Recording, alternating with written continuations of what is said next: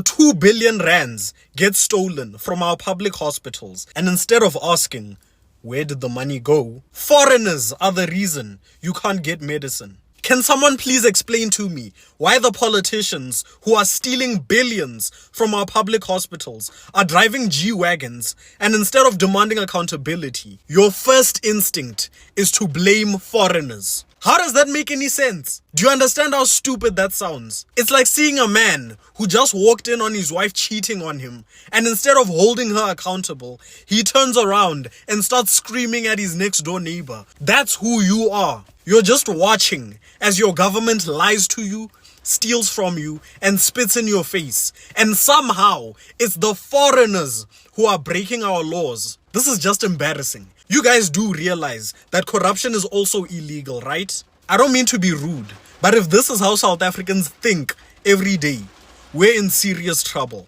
And these are the same people we are trusting to vote in next year's election. You voted for criminals to be in charge of our hospitals, and now you're confused that our hospitals are falling apart. How? No wonder this country is a mess. And please, stop saying there's an influx of illegal immigrants in South Africa. I've said this before, and I'll say it again. There is zero evidence showing that there is a massive influx of undocumented immigrants in South Africa. The only real influx that's happening in this country is the influx of people who lack critical thinking. Stats SA, the country's most credible and trusted source on population data, has denied the sensational claims made by xenophobic movements like Operation Dudula. Stats SA has never released an official figure for undocumented immigrants. Opportunists like Jacinta Ngobisi are using your economic frustration to stir up racial hatred. If you heard a white woman